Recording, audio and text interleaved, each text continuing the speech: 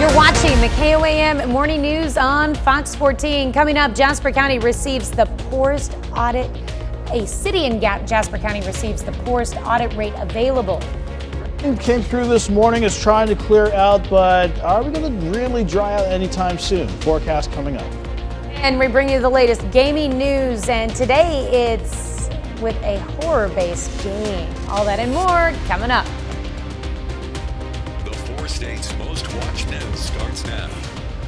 Thanks for joining us for the KOAM Morning News on Fox 14. I'm Tanya Bach. Missouri's State Auditor Nicole Galloway gives one Jasper County city the lowest audit rating obtainable. Galloway identified significant weaknesses in Purcell, Missouri that led to missing money. And this comes after former Mayor Pro Tem Nancy Wilson pleaded guilty in January for misdemeanor stealing from the city. Authorities say Wilson wrote checks from the city and deposited them in her own bank account in March and April of last year. Galloway said, quote, "Our audit found a lack of oversight and segregation of duties by the former Board of Aldermen in Purcell that directly contributed to public funds being misappropriated," end quote. She said the current board has their work cut out for them to earn the trust of residents and that the audit has provided recommendations. A Joplin woman is dead after a crash on Wednesday. It happened at Missouri 66 at Central City Road west of Joplin. Missouri State Highway Patrol says 71-year-old Cynthia Myers failed to yield to another vehicle. Myers was taken to the hospital where she was pronounced dead. The driver of the other vehicle received moderate injuries. Oklahoma County's top prosecutor says he is investigating whether a recent campaign ad by Governor Kevin Stitt violates state law and ethics rules. David Prater confirms he launched an investigation after a bipartisan group of House lawmakers suggest the ad violates state law. The 30-second spot titled "Track Record" touts Stitt's appointment of Attorney General John O'Connor, who is prominently featured in the second half of the ad. State law prohibits a candidate from knowingly making or accepting a contribution of more than $2,900 to another candidate committee. Stitt's campaign says it will pause airing the ad. Well, happy birthday to the Carthage Chamber of Commerce. A party on Wednesday marked the Chamber's 90th birthday, complete with cake and other assorted goodies. It also included some award presentations as a celebration of what the Chamber brings to the business community. We're very excited to be able to offer a community event like this to give back just a little bit to those individuals that give back to us. The general public was invited to that celebration at Carthage Central Park. Joplin Public Library puts a new spin on some popular children's books. Local artist Lori Marble is the daughter of a librarian. She asked librarians at the Joplin Public and Post Art libraries about their favorite children's books and then painted them in an abstract mixed media style. I had a brain injury and I had to get a pacemaker in my brain. So I started trying to do occupational therapy by painting with my left hand, and the abstract style just developed. So painting with my left hand is much better than anything I could do, and I loved it and it worked. And so it's just grown from there. I haven't really stopped since. The paintings are displayed for the public at the Bramlage and Wilcox Foundation Gallery inside the Joplin Public Library. Cool one to check out. Organizers for the 4 States Music Festival announced their plans and strategy for the upcoming event. The festival will be held at Pitt State in September. It's being organized by Social House Entertainment and will feature country music artists including Chase Rice and Parmalee. Organizers say the event will be beneficial to local businesses. But I'm just excited to see the businesses and organizations kind of capitalize on the opportunity coming out of the pandemic, getting people back together again, seeing the university obviously benefit from this event. Organizers also say they hope to make the festival an annual event. Well, NASA is assembling a team to study unidentified aerial phenomena, better known as UFOs. The agency says it wants to know more about phenomena that cannot be identified as aircraft or any known natural phenomena. It says it's interested because of national security and air safety and notes there's no evidence there are alien in nature, that they are. The study begins in early fall and is expected to take 9 months. It'll focus on identifying available data from the government, civilians, nonprofits, and companies, how best to collect future data, and how NASA can use it to move the scientific understanding of the phenomenon forward. The team's work will be independent from the work the Defense Department is doing on UAPs, and we've ran a big story on that a couple weeks back. Wow. So, government's getting involved. We know they've always been there, so. Yeah, I mean, that's a branch of science that I can't even fathom to dive into. So if you don't mind, Tanya, I'll just stick with the science close to home. Yeah, our I mean, planet. you look to the skies quite often, but for something else. Yeah, if we had to keep an eye out on rain and storms making their way through this morning, that's because of yet another disturbance riding along the northwest flow of the jet. But you see this big blue H upstairs in western Texas? That is the beginning of a big pattern change that's going to finally give us a long period to dry out.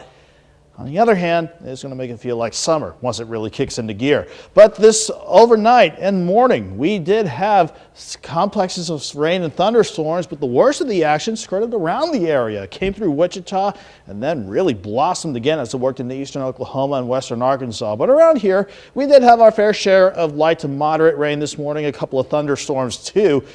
But the way the radar is looking right now, the lightest, or the most accumulating rainfall, I should say, right along in southeast of Interstate 44 with some heavier pockets, mainly around Table Rock Lake and working in the Branson and around parts of Taney County. Around the Joplin area, it is dry, but this morning, plenty of rain leading to some wet roads, but at least we're looking better from 7th and Range Line this morning. At the 7 o'clock hour, we're still sitting at 66, but we are noticing a little bit of a drying out period taking place around the city and at the airport. Mid to upper 60s across the rest of the board.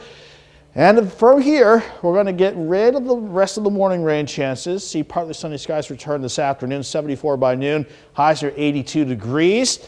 Maybe with a few thunderstorms late this afternoon, but you saw that big blue H out of Texas. It starts kicking into gear Saturday with highs are 88, but a nice dry stretch lining up, Tanya. But look at the highs going into next week. A lot of lower 90s, and with all this moisture around, you can bet it's going to feel hot and humid as well. So after this batch moves through this morning out of our viewing area, we don't have a second one coming back in, which maybe a couple isolated storms on the Missouri side this afternoon, but most of us will be dry, and you can bet your bottom dollar we're all going to stay dry for a good portion of the weekend and early next week as well. we haven't had a dry Friday night in a while, so this will be nice. Yeah, we haven't had a long dry stretch like this for a while. We I deserve know. it, and that's what we're going to get. I'm looking forward to it. Thank you very much, Nick. Up next, a new study reveals how man's best friend became man's best friend. We'll explain. And later, we may not be hungry like the wolf, but something sure is in Texas. Jeannie Moose explains a bizarre wolf man sighting in the Lone Star State. You're watching the KOAM Morning News on Fox 14. In Health Watch this morning, pregnant women with COVID-19 may be more likely to have babies who develop neurodevelopmental disorders in their first year of life. That's according to a new study published Thursday in the journal JAMA Network Open. Researchers from Massachusetts General Hospital and Harvard Medical School looked at the health records of more than 7,000 babies. They found 6% of those whose mothers had COVID-19 during pregnancy were diagnosed with neurodevelopmental disorders within 12 months of birth. That's compared with 3% of infants whose mothers were not COVID positive during pregnancy. So not a huge difference. The study authors and outside experts say more research is needed. And if you are pregnant, you should do your best to avoid getting COVID-19. But if you do get it, the odds are high that your baby will be okay.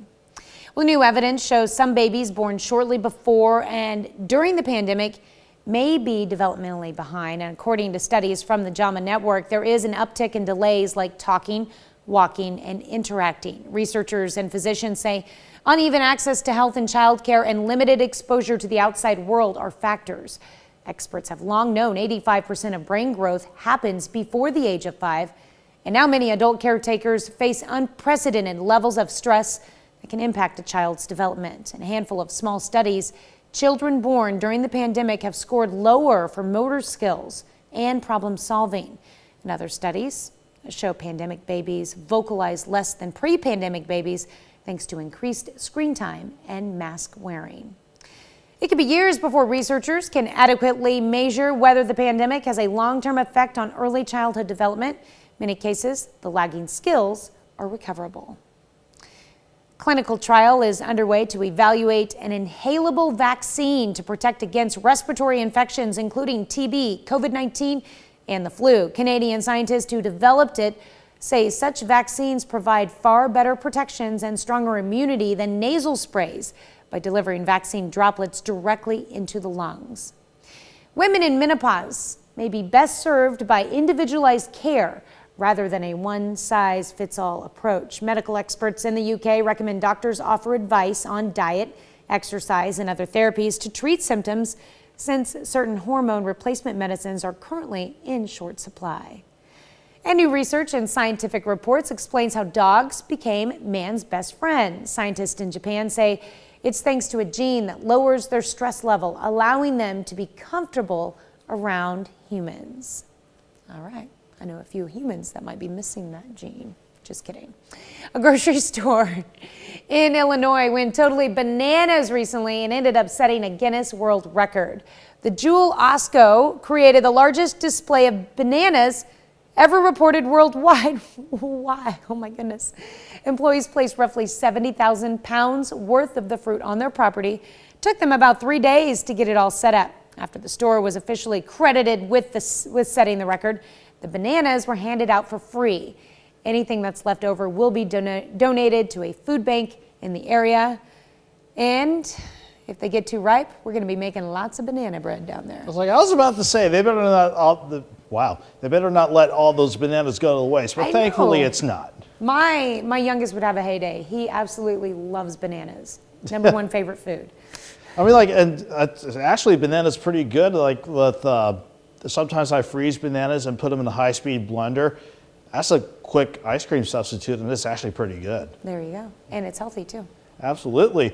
And plus, it's going to be healthy for all of us to see a break in the rain chances and certainly a prolonged period to dry out. But we're just getting through one last disturbance to get this weekend started. The disturbance that brought any big storms through Wichita, skirting around the area and then blossoming again as it worked across eastern Oklahoma and central parts of Arkansas. Around here, though, we did have some rumbles of thunder as well, but you can see on the radar, we just had generally light to moderate rainfall. And whatever's left of the morning batch of rain is long and south of Interstate 44. I do want to keep an eye on this area of rain, though, just checking that out for everybody. It's just another area of light to moderate rainfall, especially around Paola and probably the southwestern parts of the KC Metro. But around Joplin, we had rain this morning, at least some wet roads, but at least we're seeing a bit of an improvement. Dry for now. Plenty of cloud cover out there, sure. It's keeping us to 66 degrees. Everybody's sitting in the mid to upper 60s right now. But as we get closer to the noon hour, we're going to get a bit of a break in the action. More sunshine before we could see maybe a few isolated storms late this afternoon, with highs as a result of the returning sun pushing near 82. But it's not just Joplin that will be in the lower 80s for today. I think everybody will once we get into the mid 70s to start the afternoon out. Before the disturbance clears out, though, goodness, can't rule out a few isolated storms in the afternoon, mainly on the Missouri side. But we're all going to stay dry. Cloud cover around again for tonight and tomorrow morning, but we are going to see plenty of dry time starting tomorrow. Dry time that will extend through much of next week, but that pattern change will also bring the heat and humidity back. 88 for Saturday and a lot of lower 90s lining up for much of next week. Never thought I'd see this on the morning show, but The Quarry, this is a new video game out today, and it plays like an interactive film. Rick Demagello reports. Maybe just ease up on the ghost stories. Sorry. Just stick to Kumbaya next time, okay? What's that? You guys don't do Kumbaya anymore? That is the voice and face of David Arquette in the survival horror game, The Quarry. I thought I told you kids to check everything. It's basically a playable teen horror movie. All the playable characters, you get to make choices for them. All the way through the story, choices about conversation, choices about which way to go, even to kind of fairly major decisions, life and death decisions. You get to play all of those things. Everybody who's playable can live, everybody can die. The Quarry's cast is a Hollywood who's who.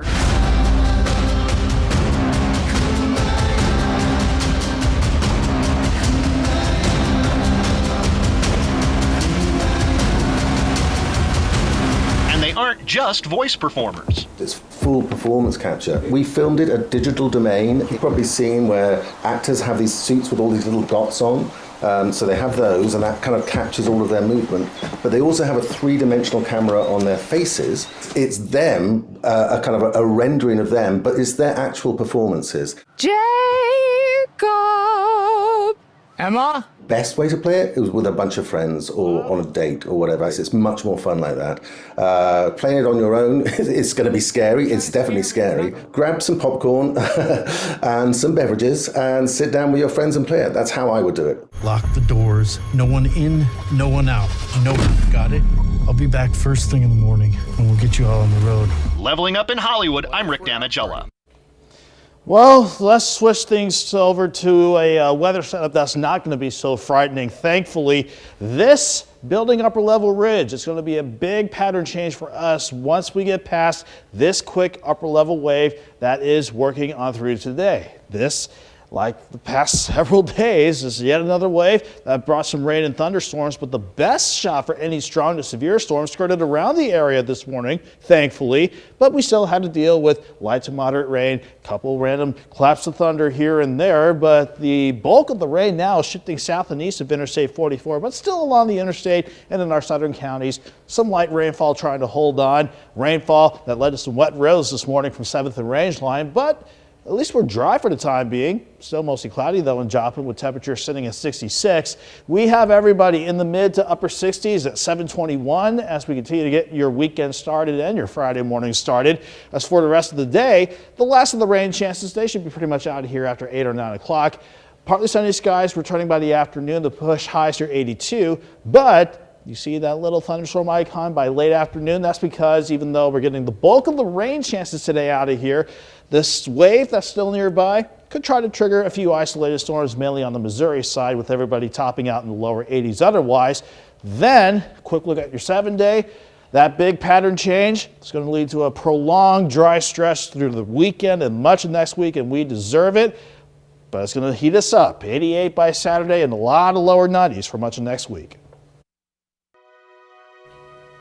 It's time to honor today's four-state hero, pharmacist mate first class John Carson. Parsons, Kansas native, served from 1943 to 1945 in the Pacific Theater aboard the USS Ketron.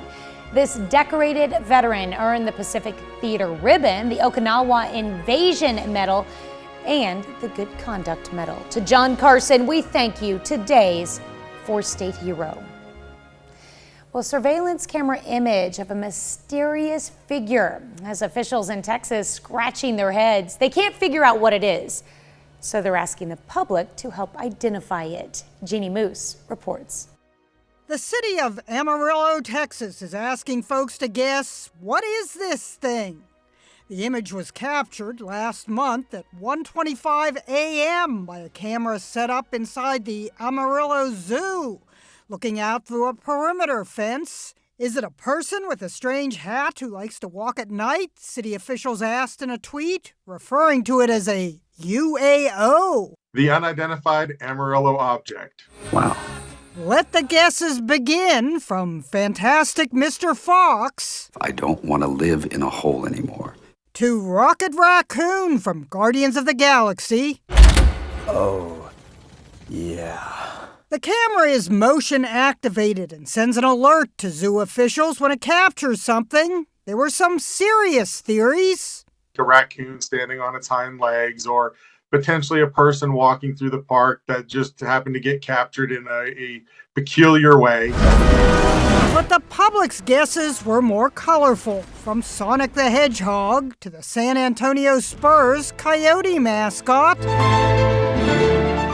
Someone tweeted the movie Dog Soldiers called and want their werewolf back.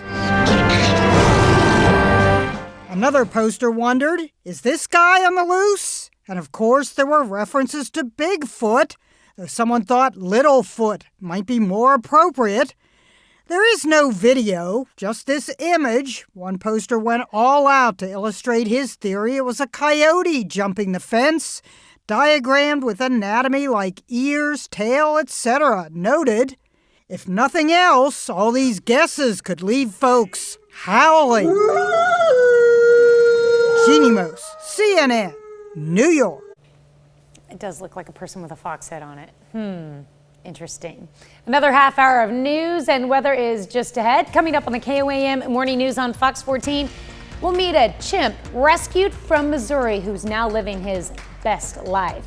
And a golf tournament overseas has a controversial financial backer. You're watching the KOAM Morning News on Fox 14. We'll be right back. The 4 states' most watched news starts Welcome now. back to the KOAM Morning News on 14. It's currently 7:30. Let's take a look at today's top stories. A Joplin woman is dead after a crash on Wednesday. It happened at Missouri 66 at Central City Road west of Joplin. Missouri State Highway Patrol says 71-year-old Cynthia Myers failed to yield to another vehicle. Myers was taken to the hospital where she was pronounced dead. The driver of the other vehicle received moderate injuries. On Thursday morning, Quapaw marshals responded to a burglary in progress near Highway 137 and 40 Road in Quapaw, Oklahoma. Authorities say the suspect left the pickup he was driving after it became stuck at the scene and made his way on foot to a nearby housing area carrying a backpack. Marshals searched the area and located the suspect. Initially, the man gave a bogus name, but marshals were able to have a witness give a positive identification. He was arrested on burglary-related charges and outstanding warrants. Authorities have not yet released the name of the suspect. The House Select Committee investigating last year's attack on the Capitol started unveiling the interviews and documents it's collected over the past year. Last night's primetime hearing featured testimony from those who saw the events unfold. Madeline Rivera has more. After a months-long investigation, the January 6th House Select Committee is laying out its findings. The lies that led to insurrection have put 2.5 centuries of constitutional democracy at risk. January 6th Committee Chairman Betty Thompson says the future of democracy was at stake when thousands stormed the Capitol last year. The 9-person panel unveiled the initial findings of its investigation into that day, which they say shows former President Donald Trump was at the center of a plot to overturn the 2020 election. I made it clear I did not agree with the idea of saying the election was stolen and putting out this stuff. The committee unveiled never-before-seen video. They're trying to breach and get to the Capitol. The hearing also featured witness testimony from Capitol Police Officer Caroline Edwards. I was an American, standing face to face with other Americans, asking myself how many times, many times, how we had gotten here. British filmmaker Nick Quested recalled his experience documenting militia groups who took part in the attack. Thursday's hearing was one of several the committee plans to hold as members connect the dots for the public. Ultimately, Donald Trump, the President of the United States, spurred a mob of domestic enemies of the Constitution to march down the Capitol and subvert American democracy. House Minority Leader Kevin McCarthy says Republicans are aiming to deliver an alternative report on the January 6th riot. In Washington, Madeline Rivera, Fox News. Officials with Connect to Culture say work on the Cornell complex in downtown Joplin is nearing completion. We got a look at the facility and the progress so far. Clifford Wirt with Connect to Culture says the project is about 85% complete and is on track for an official opening in early November. Obviously on the inside and now starting on the exterior with all of the sidewalks and parking areas and expanding from the building south towards Memorial Hall with the Leggett and Platt Green. Happy birthday, Carthage Chamber of Commerce. This party marked the Chamber's 90th birthday, complete with cake and other assorted goodies. It also included some award presentations as a celebration of what the Chamber brings to the business community. For any chamber to say that we're 90 years strong is a testament to the community. Founded in 1932, and to have a very active and thriving chamber today is a testament to not only the community and the residents that live here, but the businesses that support the chamber. General public was invited to that celebration at Carthage Central Park. Joplin Public Library puts a new spin on some popular children's books. Local artist Lori Marble is the daughter of a librarian. She asked librarians at the Joplin Public and Post Art libraries about their favorite children's books and painted them in an abstract mixed media style. I love this project in particular because people have been so excited about it, and people are always very excited to involve children with art, and it's not very often that we get the opportunity to do that. Paintings are being displayed for the public at the Bramlage and Wilcoxon Foundation Gallery inside the Joplin Public Library. If your KOAM or Fox 14 signal becomes a little glitchy next week, don't worry.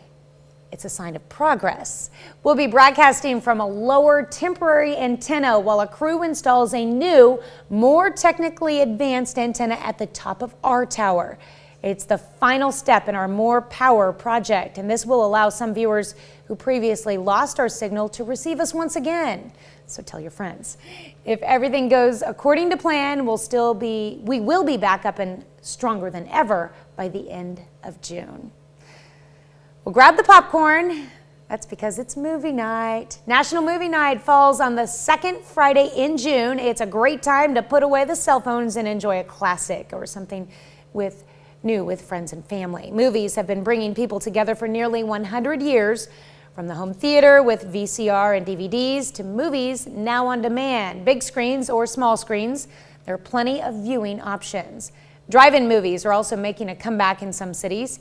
You can grab some of your favorite snacks, sit back, relax, and enjoy the show.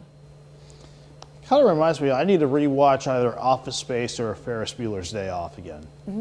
Hey, it'd be a good day to watch like the entire series of Jurassic Park movies and then go see the new one out this weekend. I need to rewatch the first one. It's like whenever the kids hide in the Jeep, I remember seeing that as a kid. I think that kept me up a couple nights or so. Or you could go real classic and head back and watch some Hitchcock films or just anything.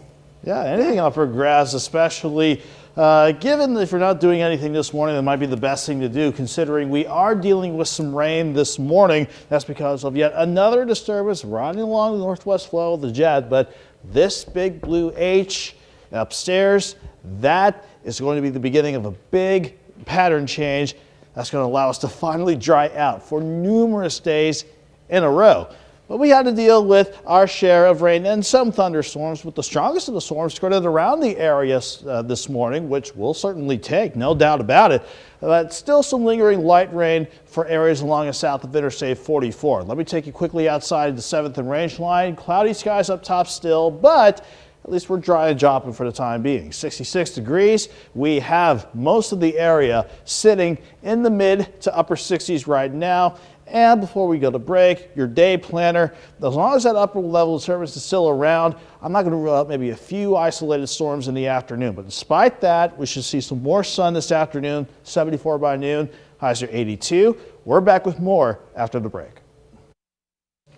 This morning we're talking about hobbies. In fact, a senior living facility in Minnesota introduced their seniors to forklift racing. Now, they're not actually going behind the wheel to drive actual forklifts, but tiny remote-controlled forklifts. The team virtually plays other nursing homes in forklift racing. What they do, they just use their remote-controlled forklifts to pick up loads and place them around the arena. First team to deliver all four to a new location is the winner.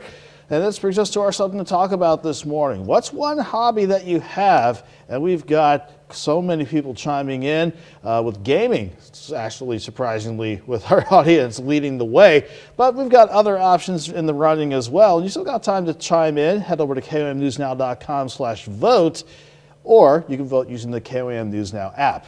A new golf tour with a controversial financial backer could wind up becoming a rival to the PGA. Matt Napolitano has that story.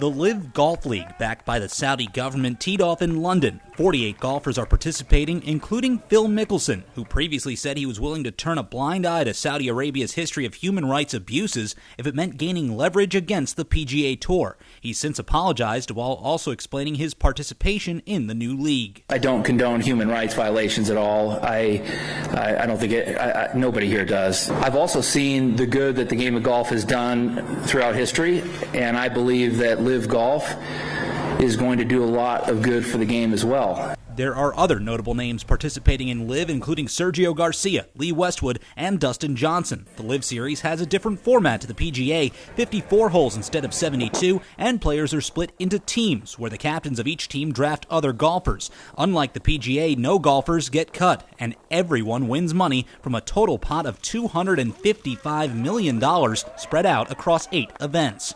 Despite the big money, participating in Live will cost golfers. PGA Tour Commissioner Jay Monahan says in a statement that any golfer playing in the Live Tour will be ineligible to participate in any PGA tournaments. Some golfers, including Johnson and Garcia, had already announced they were resigning from the PGA Tour. In New York, Matt Napolitano, Fox News. As for the name of the new league, LIV, it's actually the Roman numeral 54, the number of holes at each Live Tour event. 5 of the league's 8 tournaments are scheduled to take place in the U.S., including 2 at clubs owned by the Trump Organization. We'll be back with Consumer News after this. In Consumer Watch this morning, one of the world's largest producers in the Asian hot sauce market is anticipating a major shortage of Sriracha. Candace Crone has the details. Like salt and pepper, you can put on almost anything and you still enjoy it. Not too spicy. The unique chili pepper taste of Sriracha is a favorite among those who like to add a little spice to their food. But finding the green-capped bottle with the rooster on the front might soon be a challenge. Hoi Fong Food, which makes Sriracha, recently announced in a letter it's temporarily halting production of the hot sauce and its 2 other condiments due to weather conditions affecting the quality of chili peppers. The company had already been dealing with a shortage of chili pepper inventory. We found bottles still on the shelves at this supermarket in Alhambra, but the store manager anticipates not for long. Right now, a lot of people are asking to me about the Sriracha. I have one customer. He owned the sushi restaurant. He worried about that. We try our best to stock up and make sure that all the customers are fed, even with the shortage. Over at number 1 Kazoku in San Gabriel, they're already considering different hot sauce substitutes if they can't get their hands on what they need. For us, we're not worried yet because we only use so much. That doesn't really impact our sales per se. But if they're gone for a very long period of time, I think we probably have to stick with the alternative.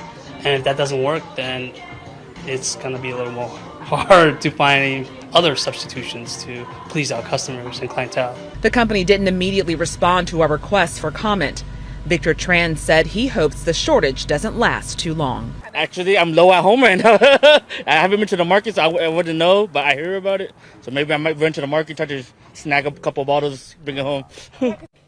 Millions of users on a popular social media site could be under threat. A New York-based cybersecurity firm reports an estimated 8.5 million Facebook users have been victims of phishing hacks since September of 2021.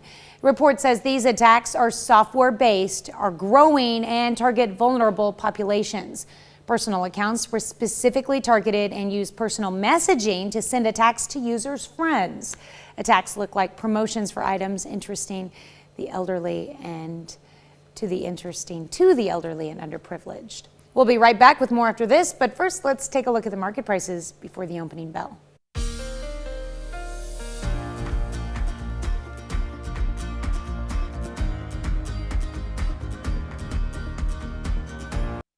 A missing movie star chimp has been found alive and now enjoying a new lease on life at a sanctuary in Florida. Terry Parker introduces us to Tonka.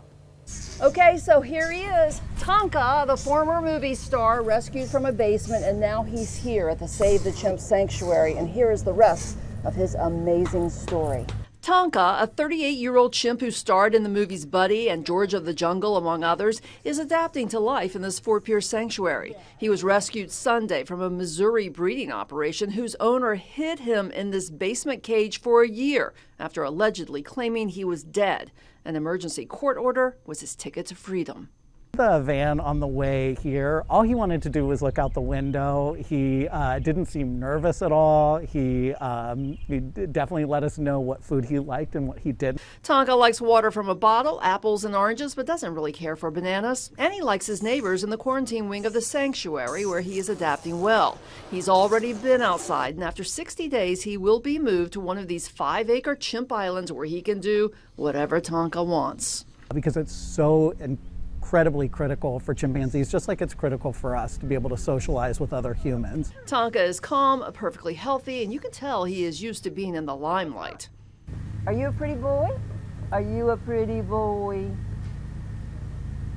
Yeah! We need to give Tonka a place where he can thrive. We need to give Tonka a place where he's free to be a chimpanzee, where that's the life he deserves, and that's the life that we want to provide for all of our chimpanzees here. And Tonka, one of the many chimps living the life they deserve at that sanctuary, run on solely private donations. All right, we are talking about whether now we have yet another upper level disturbance passing on through. Thankfully, any strong to severe storms coming along with the wave skirted around the region this morning, so we're thankful for that. But it didn't change the fact that we still had to deal with rain and even a couple thunderstorms this morning. But the way things stand on the radar network right now, there's one decaying area of rain north of the region, only just, but maybe some lingering light showers in our very far southern county south of I-44. For most of us, though, the rain, the bulk of it has passed on through this morning, but we're still dealing with mostly cloudy skies from 7th and Range Line. We're sitting at 66, east breeze at 7, and that's pretty much the same story for the entire area. Mid to upper 60s before we hit the top of the 8 o'clock hour. As far as the rest of the day is concerned, that upper level wave is still going to hang around. So even though we're going to get at least some returning sun by the lunch hour with temperatures near 74, I still think we can get highs near 82 degrees. But again, that wave's still around with that lightning you see during the afternoon. It's going to try to fire off a few more isolated thunderstorms, but not on the scale of the rain that we saw this morning. Here's how the future track's looking for the entire region, not just for Joplin. You can see how we try to get back to partly sunny skies by the start of the afternoon. Then, before that wave clears out, you can see how it wants to spark maybe a few showers, maybe a couple isolated storms. That's going to be about it. Highs in the lower 80s aside from that. Then the drier part of this pattern finally returns. An upper level ridge builds in, and that means we're dry for tonight, dry for your Saturday, but that will start to push highs back into the upper 80s. And wait until you see what this building upper ridge wants to do for the next several days. We'll show you with one last look at the 7-day coming up. Welcome back to the KOAM Morning News on Fox 14. Here's what's happening today. The House committee investigating the January 6th insurrection at the U.S. Capitol held its first hearing last night. The panel debuted new video of the attack and heard emotional testimony from Officer Caroline Edwards. The next hearing is scheduled for Monday, with several others scheduled for this month.